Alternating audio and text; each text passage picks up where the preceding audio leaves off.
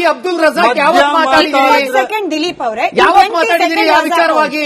ಇವಾಗ ಮಾತಾಡ್ತಿದಾರಲ್ಲ ಸರ್, ಕೇಳಿಸ್ಕೊಳ್ಳೋಣ. ಇನ್ನು 19 ಸೆಕೆಂಡ್ ಸಹಿಸ್ಕೊಳ್ಳಿ. ಇನ್ನ ನಾನು ತನಗೆ ತಿಳಿದಿಲ್ಲ, ಇವಾಗ ಇಳಿತೀನಿ. ಇದ್ರಲ್ಲಿ ರೋಲ್ ಕಾಲ್ ಯಾರ್ಯಾರು ಮಾಡ್ತಿದಾರೆ ಎಲ್ಲ ಬಹಿರಂಗವಾಗಿರ್ತೀನಿ. ಇದು ಪ್ರಮಾಣ, ಇದು ಪ್ರಮಾಣ.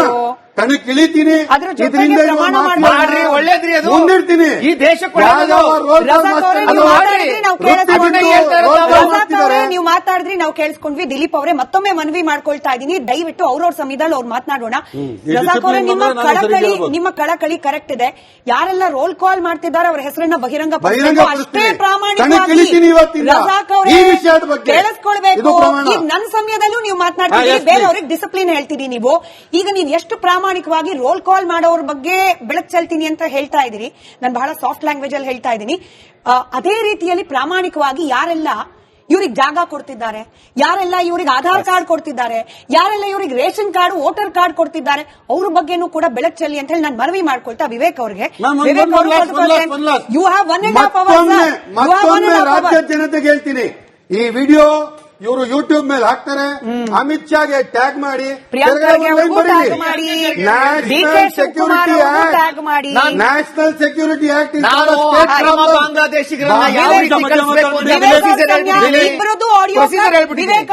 ವಿವೇಕ್ ಅವ್ರದ್ದು ಮಾತ್ರ ಮಾತು. ನನಗೆ ಮ್ಯೂಟ್ ಮಾಡೋ ಸಂಸ್ಕೃತಿ ಇಷ್ಟ ಇಲ್ಲ, ಸಂಸ್ಕೃತಿನ ಅನಿವಾರ್ಯ ಮಾಡಬೇಡಿ.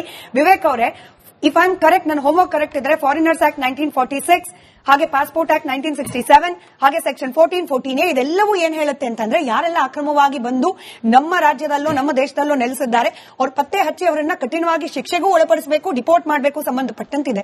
ಇಷ್ಟೆಲ್ಲ ಕಠಿಣ ಕಾನೂನು ಇದ್ರೂ ಕೂಡ ಯಥೇಚ್ಛ ಸಂಖ್ಯೆಯಲ್ಲಿ ಬಂದು ನೆಲೆಸ್ತಾ ಇದ್ದಾರೆ. ಇಲ್ಲಿನ ಡೆಮೋಗ್ರಫಿ ಚೇಂಜ್ ಮಾಡೋದು ಅಲ್ಲದೆ ಇಲ್ಲಿನ ಪೊಲಿಟಿಕಲ್ ಸಿಸ್ಟಮ್ ಮೇಲೂ ಕೂಡ ಇನ್ಫ್ಲೂಯೆನ್ಸ್ ಮಾಡ್ತಿದ್ದಾರೆ ಅಂತಂದ್ರೆ ಲೋಪ ಇರೋದು ಎಲ್ಲಿ ಸರ್? ಕಾನೂನಲ್ಲ ಅಥವಾ ಕಾನೂನು ಇಂಪ್ಲಿಮೆಂಟೇಷನ್ ಅಲ್ಲ? ನೋಡಿ, ಕಾನೂನಲ್ಲಿ ಏನು ಲೋಪ ಇಲ್ಲ. ಇವಾಗ ಇವ್ರು ಮಾತಾಡಿದ್ದೆಲ್ಲ ಕೇಳಿದ್ರೆ ಸೆಂಟ್ರಲ್ ಗವರ್ಮೆಂಟ್ ಮಾಡಬೇಕು, ಸ್ಟೇಟ್ ಗವರ್ಮೆಂಟ್ ಮಾಡಬೇಕು ಅಂತ ಹೇಳ್ತಾರೆ. ಸೆಂಟ್ರಲ್ ಗವರ್ಮೆಂಟ್ ಬಂದ್ಬಿಟ್ಟು ಸ್ಪೆಷಲ್ ಪೊಲೀಸ್ ಫೋರ್ಸ್ ಇಲ್ಲ. ಸೊ ಆರ್ಟಿಕಲ್ 258 ಕಾನ್ಸ್ಟಿಟ್ಯೂಷನ್ ಅಲ್ಲಿ ಸ್ಟೇಟ್ ಗವರ್ಮೆಂಟ್ ಅವರಿಗೆ ಸ್ಪೆಷಲ್ ಟಾಸ್ಕ್ ಫೋರ್ಸ್ ಮಾಡ್ಬಿಟ್ಟು ಅವರೇ ಡಿಪೋರ್ಟ್ ಮಾಡಬೇಕು. That is the SOP issued by. ಆದ್ರಿಂದ ಇಲ್ಲಿ ಯಾವ ಗವರ್ಮೆಂಟ್ ಮಾಡಬೇಕು ಅನ್ನೋದು ಮುಖ್ಯ ಅಲ್ಲ. ಸ್ಪೆಷಲ್ ಟಾಸ್ಕ್ ಫೋರ್ಸ್ ಆರ್ಟಿಕಲ್ 258 ಪ್ರಕಾರ ಸ್ಟೇಟ್ ಗವರ್ಮೆಂಟ್ ಮಾಡ್ಬಿಟ್ಟು ಪೊಲೀಸರು ಡಿಪೋರ್ಟ್ ಮಾಡ್ಬೇಕಾದ್ರೆ ಕರ್ತವ್ಯ ಅವ್ರದ್ದು. SOP ಇದೆ, SOP ಪಾಲನೆ ಆಗ್ತಾ ಇಲ್ಲ, ಇವತ್ತವರೆಗೂ ಆಗಿಲ್ಲ. ಇವಾಗ ವಾಟ್ ಸ್ಟೇಟ್ ಗವರ್ಮೆಂಟ್ ಏನ್ ಮಾಡ್ತಾ ಇದೆ ಇಸ್ ರಿಯಲಿ ಅಪ್ರಿಷಿಯಬಲ್.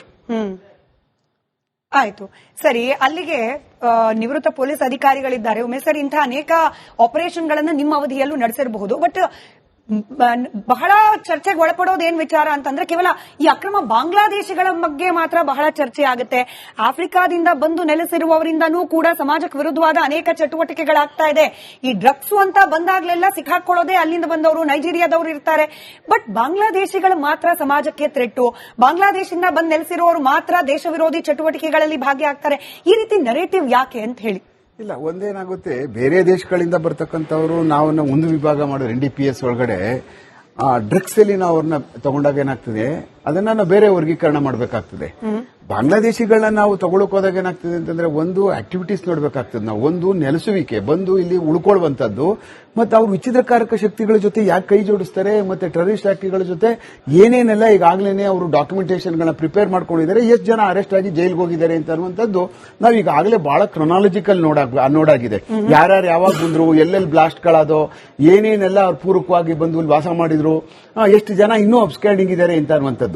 ಬಾಂಗ್ಲಾದೇಶಿಗಳದ್ದು ಬಹಳ ಇಂಪಾರ್ಟೆಂಟ್ ಏನು ಅಂತಂದ್ರೆ, they are supporting to the Pakistan ಅಂತಂದ್ರೆ ನಮ್ಗೆ ಅನ್ನಿಸ್ತೇ ಇರಬಹುದು. ಬಟ್ ಅಲ್ಲಿಗೆ ಬರ್ತಾರೆ ಅವರು, ಬಂದ ತಕ್ಷಣನೇ ಅಲ್ಲಿ ಎಲ್ಲ ಬದಲಾವಣೆಗಳಾಗ್ತವೆ. ಬದಲಾವಣೆಗಳಾದಂತ ಪರಿಸ್ಥಿತಿಯಲ್ಲಿ ಏನಾಗ್ತಾರೆ, ಅವ್ರು ಈಸಿಯಾಗಿ ನಮ್ಮ ದೇಶಕ್ಕೆ ಬಂದು ಇಲ್ಲಿ ಬಂದು ಈ ಆಕ್ಟಿವಿಟೀಸ್ಗಳನ್ನ ಮಾಡ್ತಾರೆ ಅನ್ನೋದಕ್ಕೆ ಪೂರಕವಾದಂತಹ ಸಾಕ್ಷಿಗಳು ಈಗಾಗಲೇ ಪೊಲೀಸರ ಹತ್ರನೂ ಇದಾವೆ, ನ್ಯಾಯಾಲಯ ಇದಾವೆ, ಎಲ್ಲ ಇದಾವೆ. ನಾವು ಅದನ್ನಷ್ಟೇ ಮನಗಾಣಬೇಕು, ಬೇರೆ ಇನ್ನೇನಿಲ್ಲ ನಮ್ದು. ಅವ್ರು ಬರ್ತಾ ಇದ್ದಾರೆ, ಇಲ್ಲಿರ್ತಕ್ಕಂಥವ್ರ ವಿರುದ್ಧವಾಗಿ ನಾವು ಬಹಳ ಕೆಲಸ ಮಾಡಿದೀವಿ. ಅದೊಂದು ಎನ್ಸೈಕ್ಲೋಪೀಡಿಯಾನೇ ತಯಾರು ಮಾಡಿದೀವಿ ನಾವು, ಎಷ್ಟು ಜನ ಬರ್ತಾರೆ ಅನ್ಬಿಟ್ಟು ಅಂತ.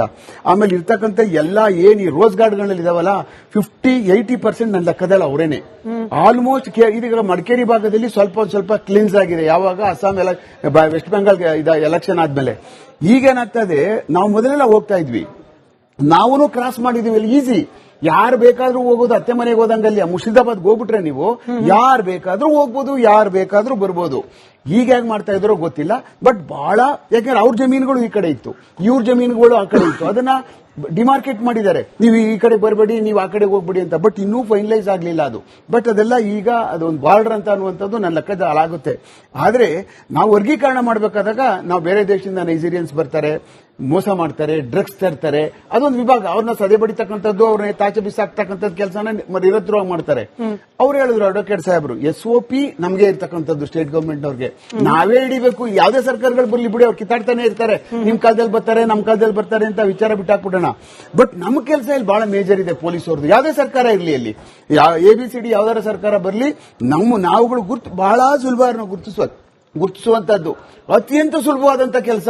ನನ್ನನ್ನು ಕಳಿಸಿದ್ರೆ ನಾಳೆ ಬೆಂಗಳೂರು ಸಿಟಿನಲ್ಲೇ ಒಂದು ವಾರದಲ್ಲೇನೆ 10,000 ಜನ ನಾನು ಐಡೆಂಟಿಫೈ ಮಾಡ್ಕೊಡ್ತೀನಿ. ಕಳಿಸಿದ್ರೆ ಅಂದ್ರಿ ಸರ್, ಹಂಗಾಗಿ ಮಧ್ಯದಲ್ಲಿ ಪ್ರಶ್ನೆ ಕೇಳ್ತಾ ಇದ್ದೀನಿ. ಹಂಗಾದ್ರೆ ಪೊಲೀಸ್ನ ಕಳಿಸದೇ ಇರೋರು ಯಾರು?